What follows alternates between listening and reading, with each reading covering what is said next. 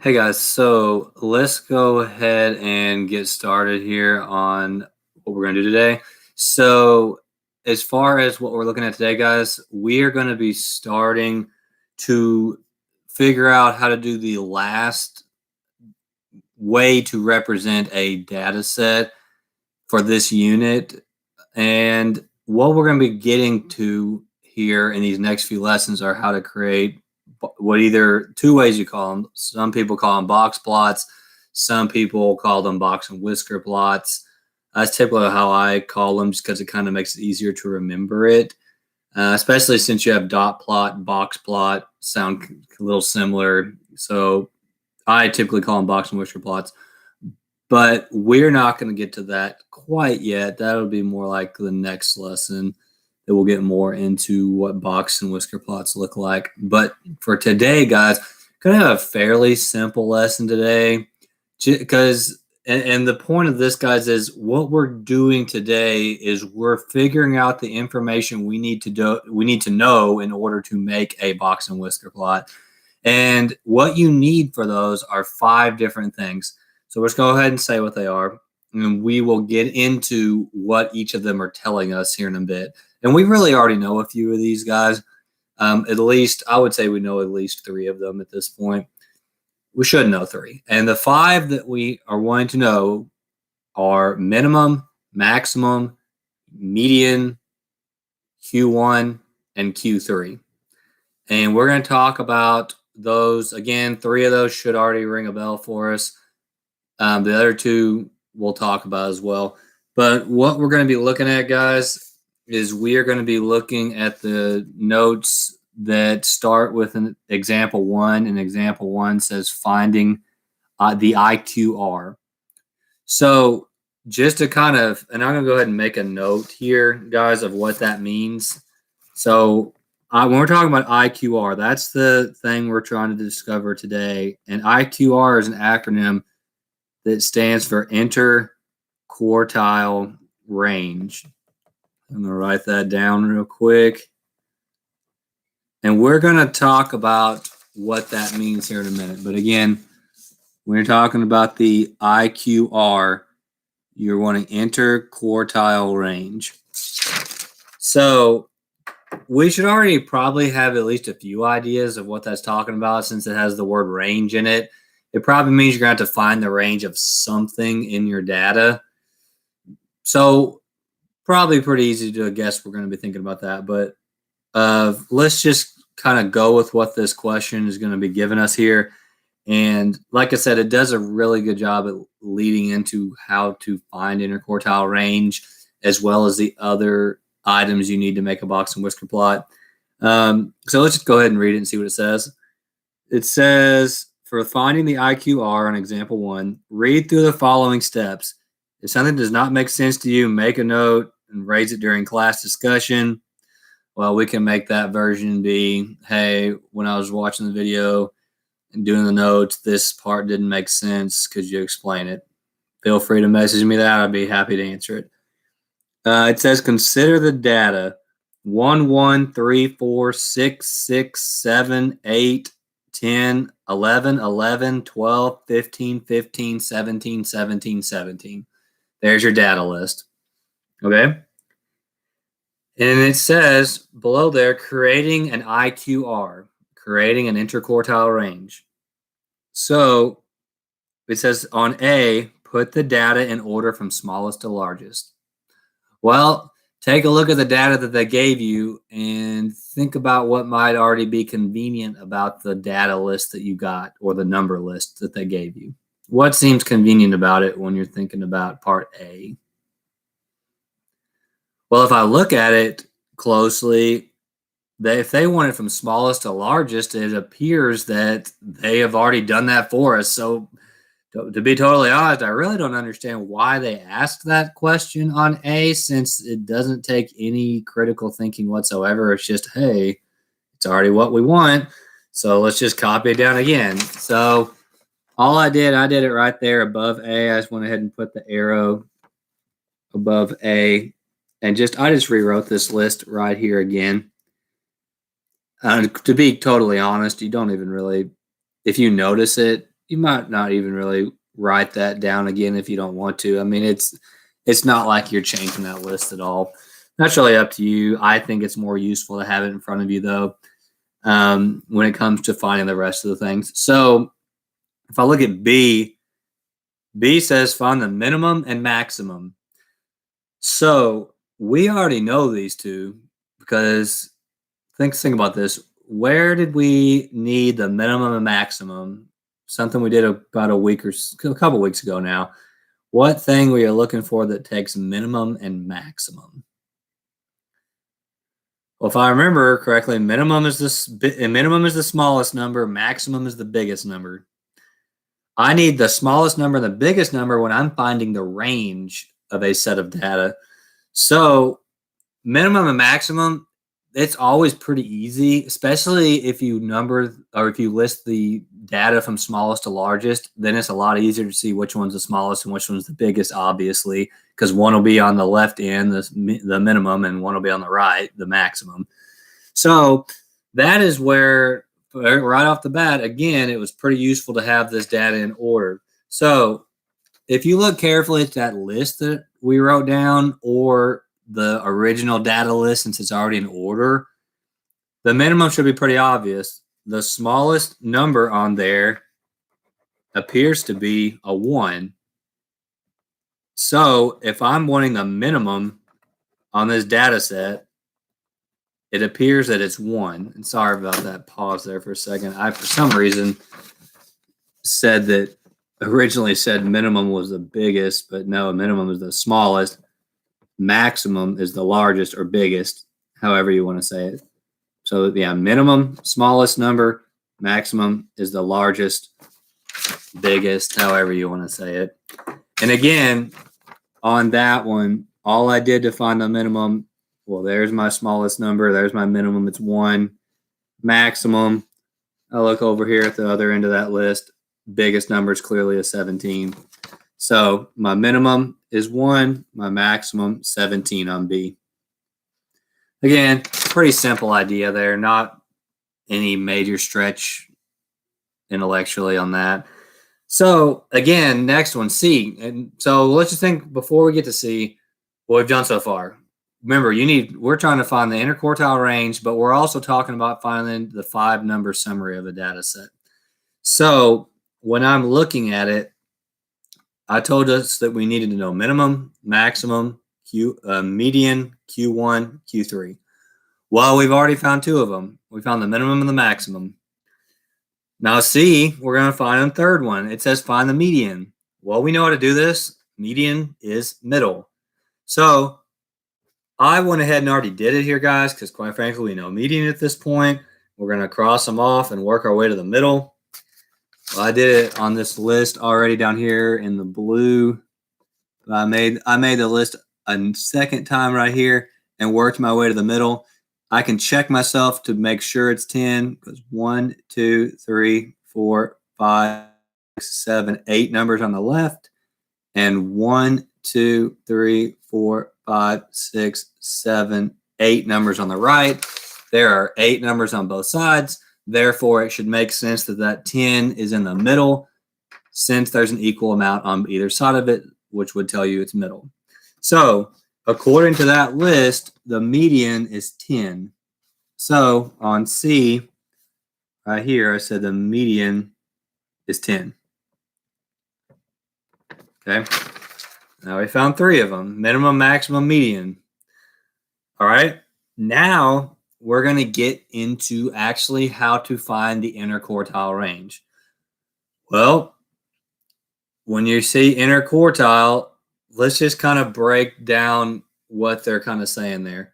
When they're saying like inter, you can think of inter as like meaning like something, distance between something. Quartiles. So between, you can think of interquartiles like between the quartiles. So the space between the quartiles, interquartile. So that sounds like if that's the case, we got to find the quartiles.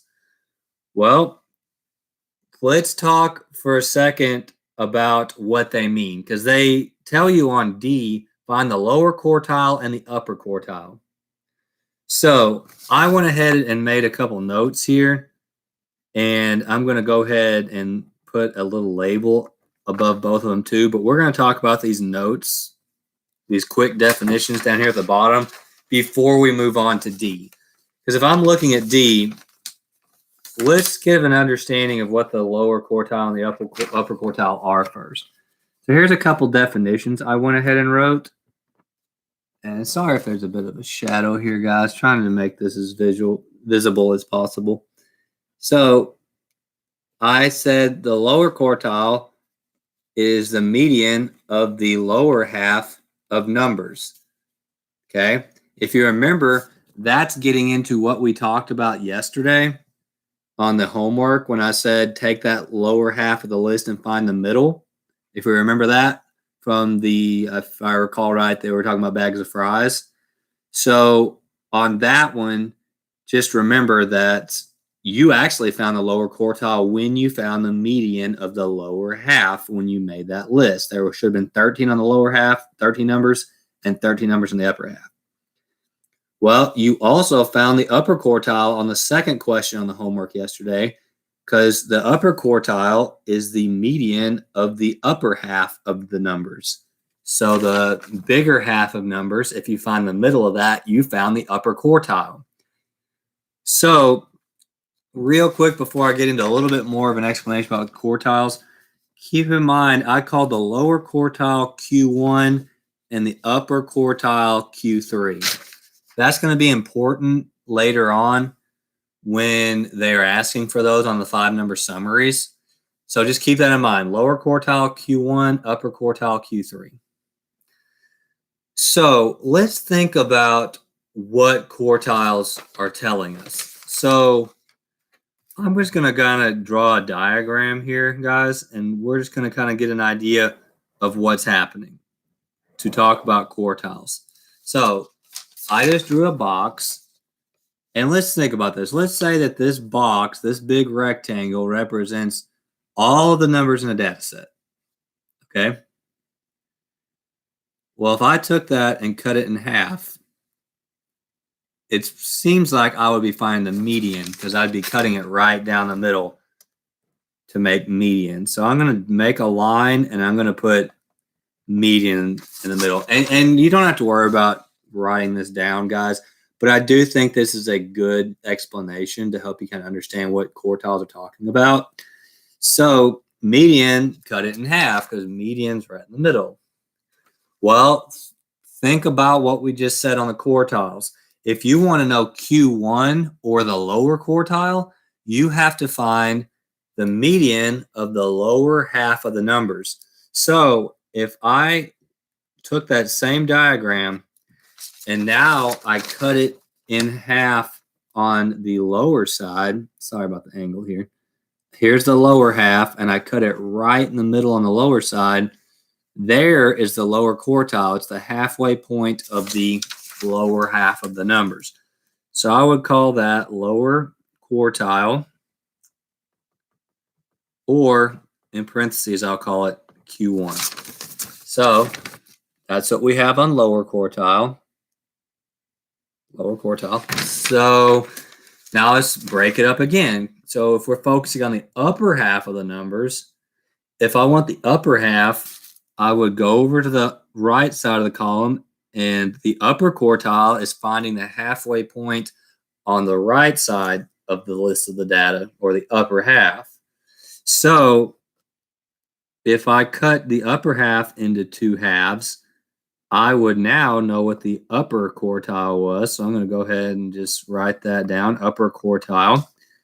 And remember, as we just said, upper quartile means Q3. So here's kind of a diagram of what I have. I took the data and I cut it in half with the median. And then I cut it in half on both sides. The lower halfway point got me the lower quartile. The upper halfway point got me the upper quartile. So think about what happened. Look at how many pieces this diagram has been cut into.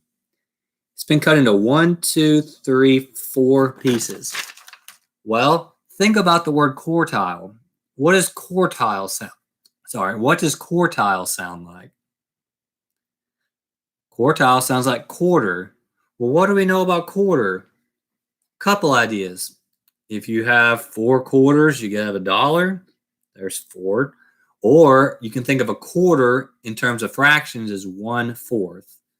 1/4 is a quarter. Well, if that's the idea, then it would make sense that quartiles are breaking the data sections into quarters of data. So that's kind of the idea of what's happening here. So just to kind of finish the explanation, and I'm going to mention this in a later point in this unit too, but think of it like this. That means that if this whole thing, this whole diagram represents 100% of the data. So I'm just going to kind of draw an arc going over the top and say that that whole thing, the whole diagram represents 100% of all the numbers in the list. It would make sense that every section on that quartile is worth 25% apiece. Since if you want a quarter of something, if you get a quarter of an amount of money, you're getting 25% of the money. So what quartiles are doing is they're breaking them into quarters or giving you 25%. So in other words, 25% of the numbers will be here. And I'm going to label one thing real quick. So if you think about that diagram, it would make sense the far left of the diagram is the minimum. If we're thinking of it like a data set, and the far right is the maximum. Okay. Now with that in mind, that means 25% of the numbers are between the minimum and the lower quartile. Another 25% of the numbers are between the lower quartile and the median. Another 25% of the numbers are between the median and the upper quartile. And the last 25% are between the upper quartile and the maximum. So for instance, if there were 16 numbers on a data list, that means 4 numbers are between the minimum and the lower quartile. Another 4 numbers are between the lower quartile and the median. So far that's 8 numbers. The next 4 numbers would be between the median and the upper quartile. So now we got 12 of them. And the last 4 numbers to give us a total of 16 numbers would be between the upper quartile and the maximum. If there were 16 numbers in between in the whole list. That's just an example. Like for instance, if there were 40 numbers in the list, then each quartile would get, or each of those 4 sections would get 10 apiece if there were 40, right? So that's just kind of an idea, guys, about what quartiles are doing. So with that in mind, let's just get straight back to the point and find the lower and upper quartiles. So here's what I did to figure that out. So what I did was I looked right back up here, and I noticed I made a couple underlines. I underlined this to represent the lower half of the numbers. And keep something in mind, guys. If you're looking for quartiles and there's only one number for a median, ignore the median. You're not using it to find the quartile. So keep that idea in mind. The 10 does not go on either side because you think of it as just right in the middle by itself. Well, if that's the case, when I'm finding this, I'm going to have to find the median of this middle set of numbers. Oh, sorry, of the lower half of the numbers. So if I do that, I'm just going to focus on this list for the lower quartile. So I did that for the lower quartile. And when I did it and found the median, again, that's right here. Sorry about this paper. I found that 4 and 6 are in the middle on the lower half. And since 4 and 6 are in the middle, I had to find the average. So the midpoint of 4 and 6 would be 5. Since 4 plus 6 is 10, divided by 2 is 5. So the midpoint of 4 and 6 is 5. Okay, notice I already kind of showed it down here. But then I found the upper quartile by taking this upper half, that part I underlined past the 10, and I wrote that list down here, and I found the middle again. And here it kind of saved us a little bit of math because there are 2 numbers in the middle, but they're the same number. Since they're the same number, You don't even have to find the midpoint. It's just 15. So the upper quartile is 15 on that. So based on that, we found the interquartile range on that data set. Okay. So now we're going to get down to the point of what interquartile range is. Because on E, it says calculate the IQR, interquartile range, by finding the difference between Q3 and Q1.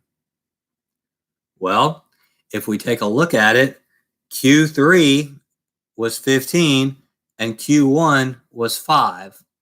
Those are the answers we got on D. 15 for the upper quartile, 5 for the lower quartile. And if they want the difference between the two, let's think again. What does difference mean you're going to do? Difference means you're going to subtract. So we're going to take 15 and 5 and subtract them. And if I do that, my interquartile range after doing 15 minus 5 should give me 10. So on the last question, calculate the interquartile range. 15 minus 5 gave me an answer of 10. And that's all you have to do on that side. That's it. Not too much to it.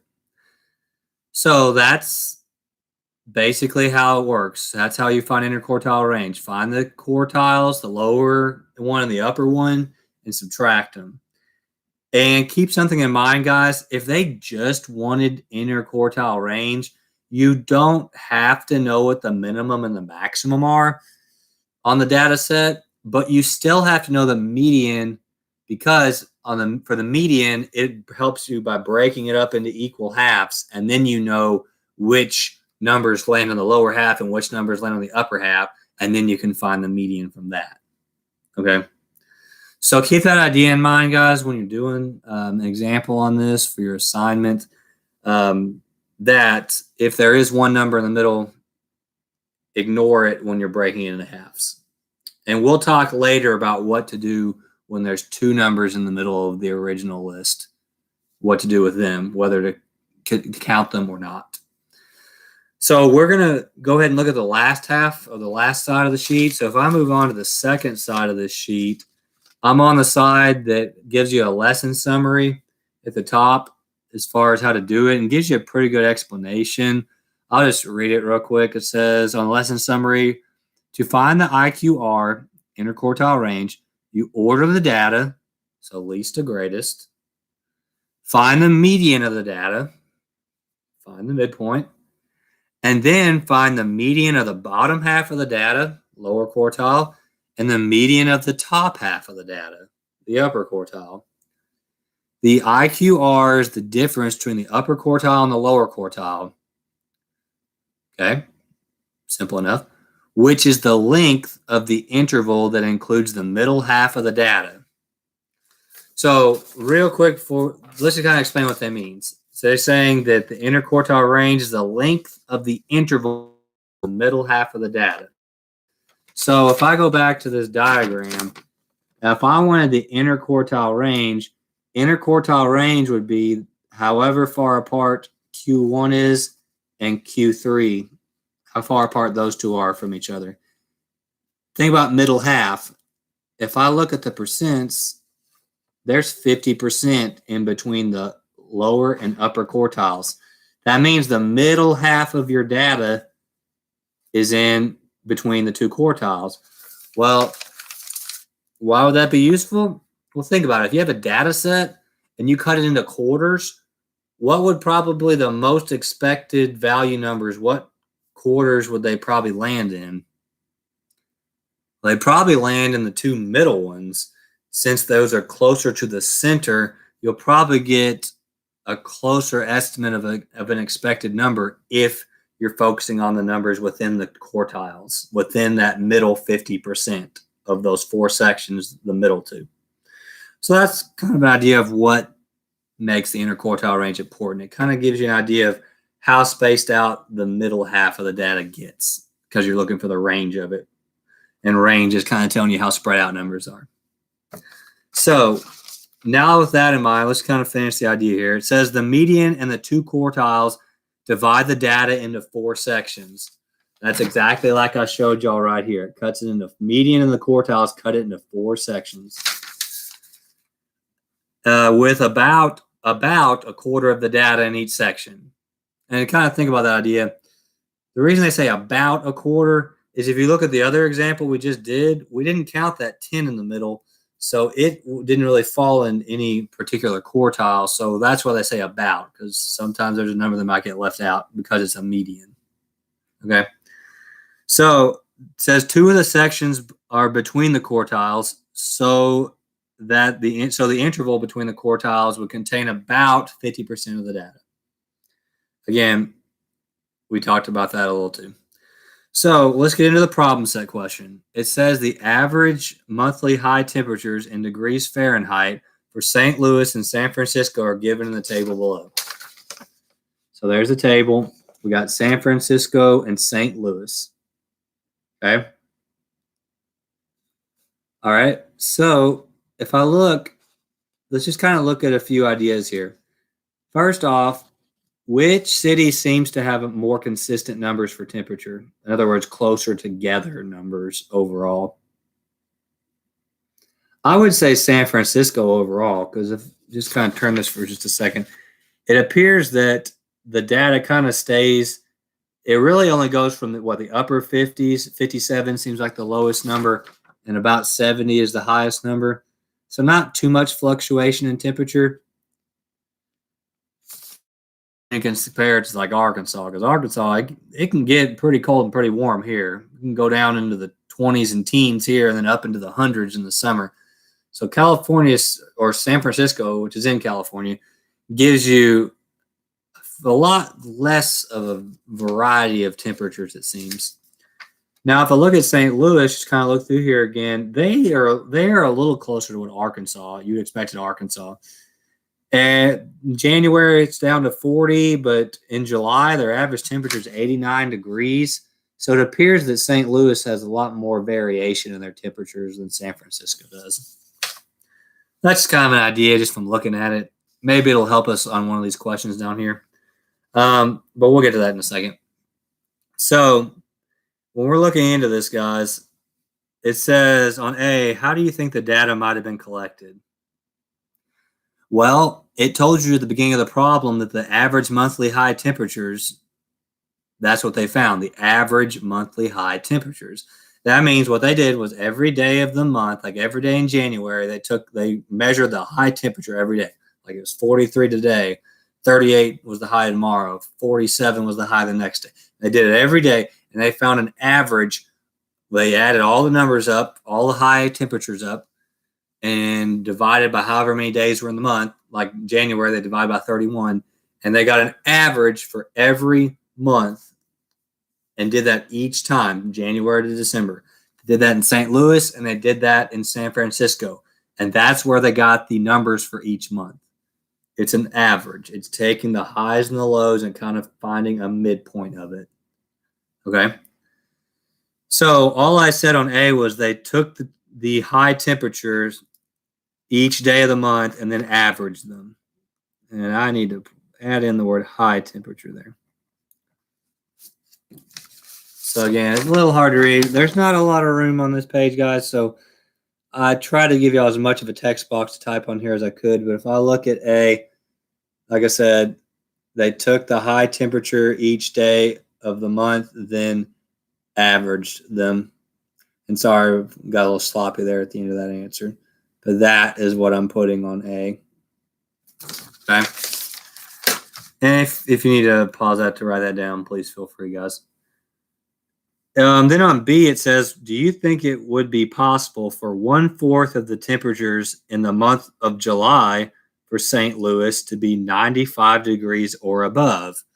Why or why not? Well, if we think about this, first we need to go and see what's the average temperature in July for St. Louis.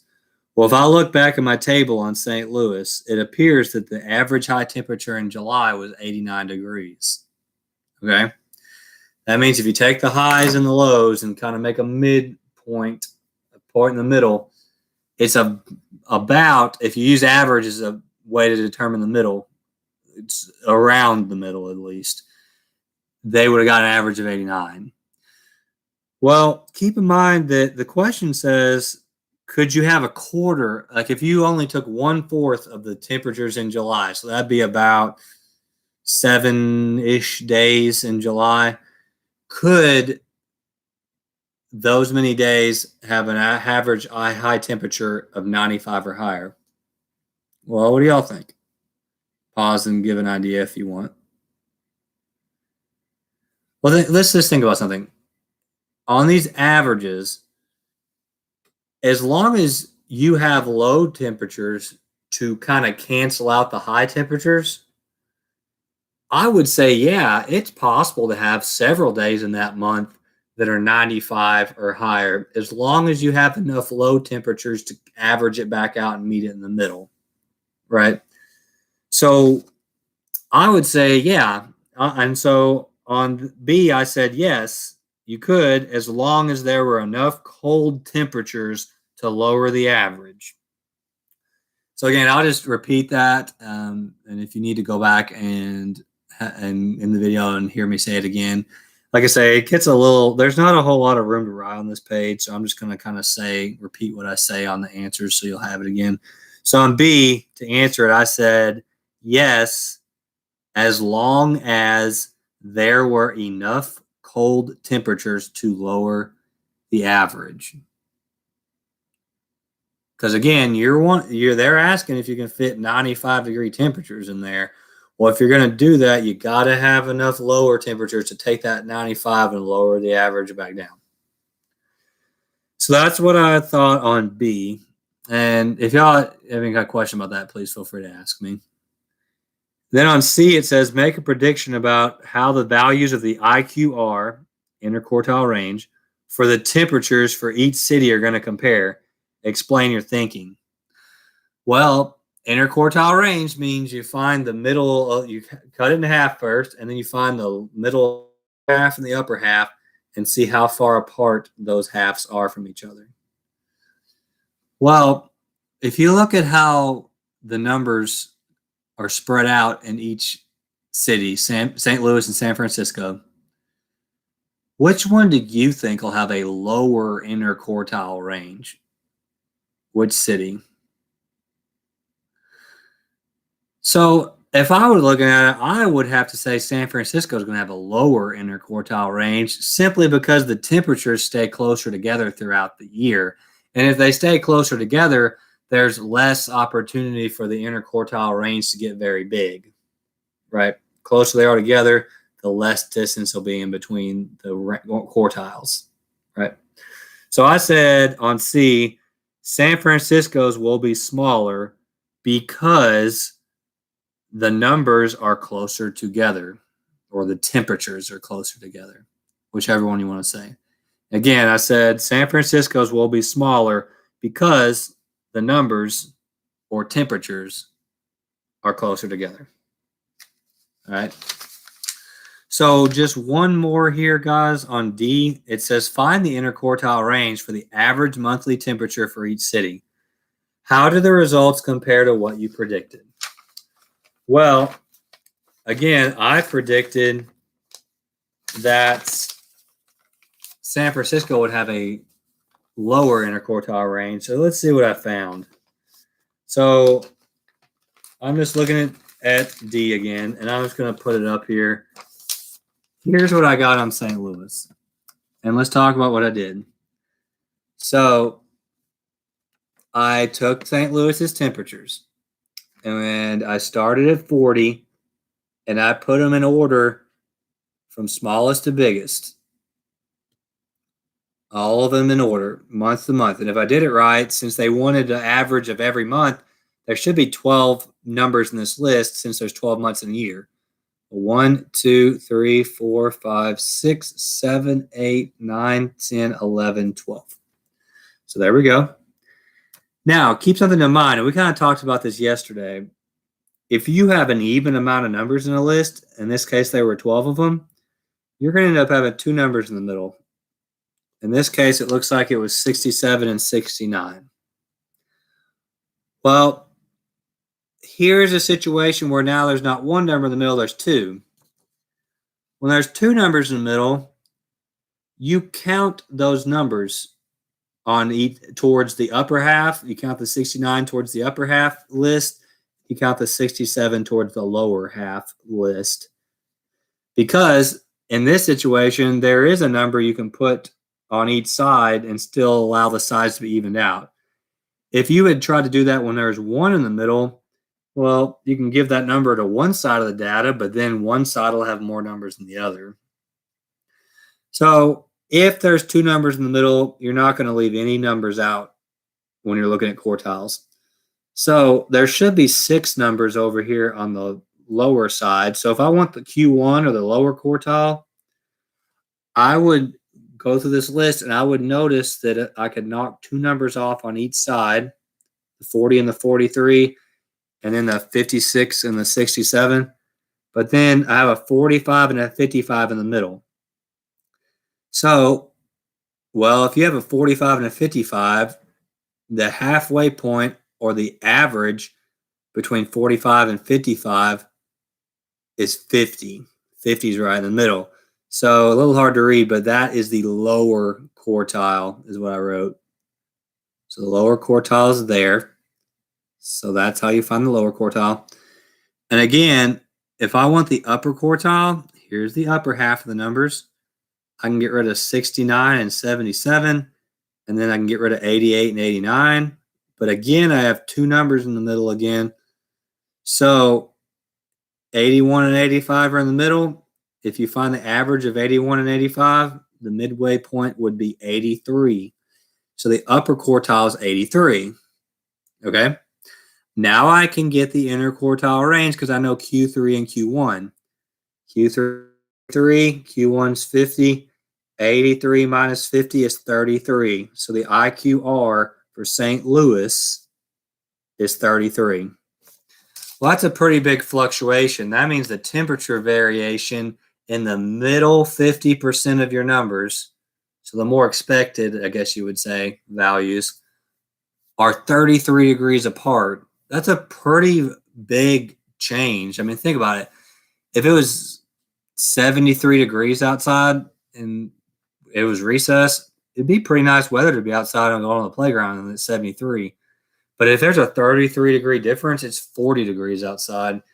Now, some of us like the cold better than others, but I don't know about y'all, but I don't really like being out trying to be on the playground when it's 40 degrees. It's pretty cold outside. I'd rather be inside, have the inside recess, to be honest. But that's just me. Everybody's a little different. But clearly, 40 degrees is way less, is a significantly colder situation than 73, which to me is a lot more comfortable. So that's a fairly significant temperature variation.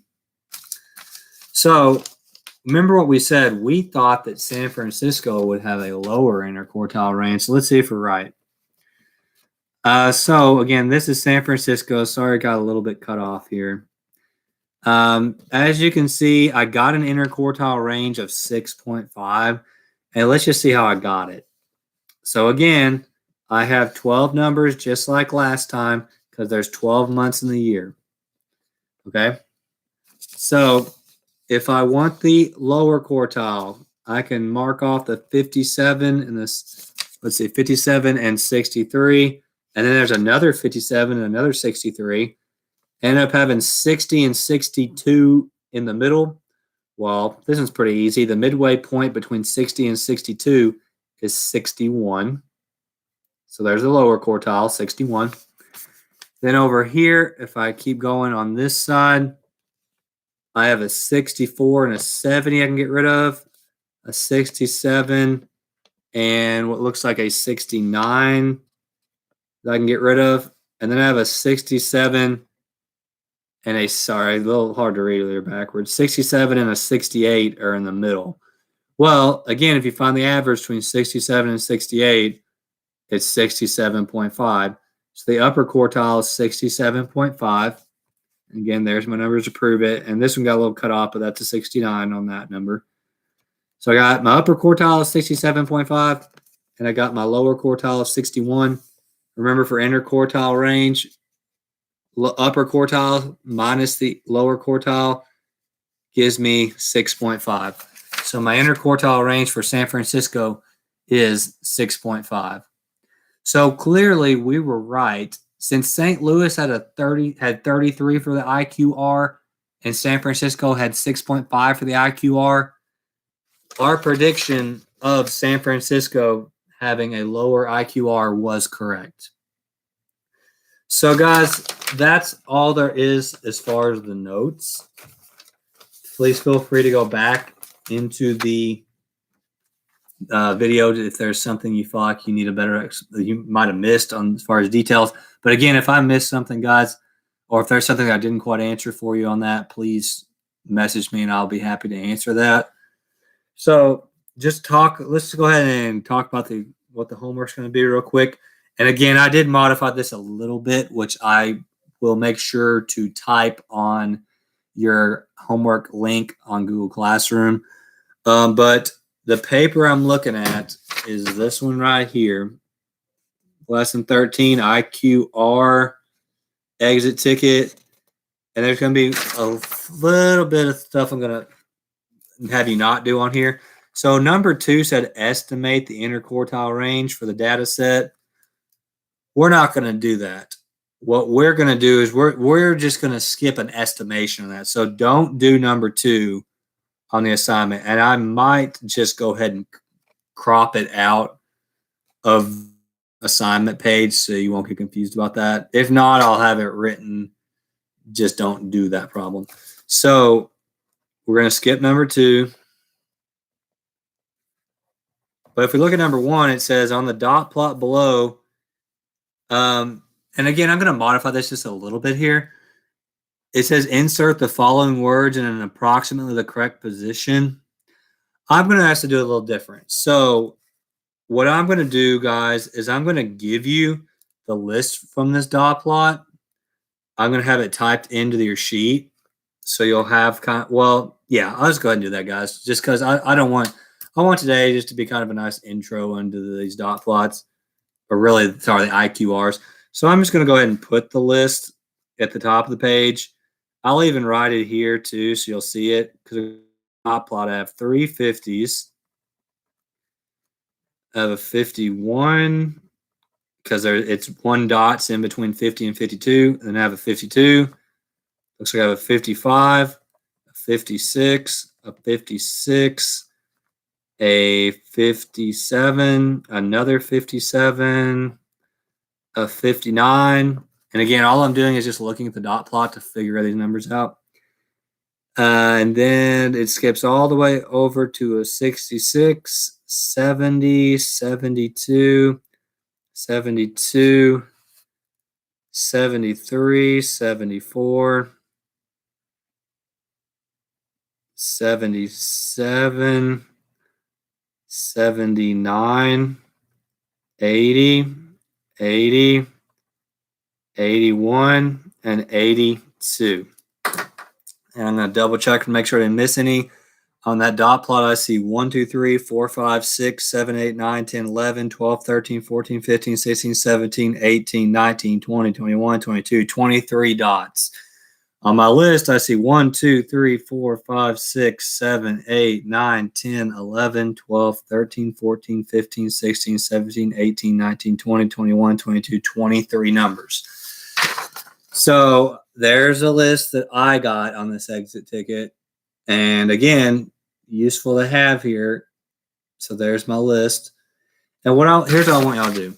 I don't want y'all to estimate what these are. I gave you the list, so I want you to actually give me exact numbers here. Tell me what the minimum should be based on the list I give you. Tell me what the maximum should be. Tell me what the lower quartile and the upper quartile are going to be. And tell me the interquartile range. So minimum, maximum, lower quartile, upper quartile, median, and the interquartile range. We did examples of at least 2 examples of those today, guys, so we should have plenty of preparation for that. So find the exact answers. Again, since I gave you a list, should have enough information to figure it out. If you're confused, go back to that St. Louis, San Francisco example, or even just go back to the first example in the notes too. Should help you out a little bit. But that should be all you need to know to figure this one out, guys. So again, we'll worry about trying to make the list on the dot plot a different day. Not that I think it's hard, but I would rather the first introduction interquartile range be just straightforward. Let's see if you can figure out how to do it with just a basic number list. Then we'll take jumps into taking it off dot plots, frequency tables, and stuff like that later. So we'll keep it pretty simple here because this is an important idea to get. So I'd rather us kind of take a baby step into it first. Then we can go into deeper waters with it later. So that's all I got, guys. So make sure you do that exit ticket for your assignment. And remember to skip number 2. We're not going to approximate. I'd rather just get straight to the point and get the exact answer. So good luck on that, guys. Please message me if you have any questions or concerns about it, and I'll be happy to help you out. And good luck on that, guys, and have a good rest of your day.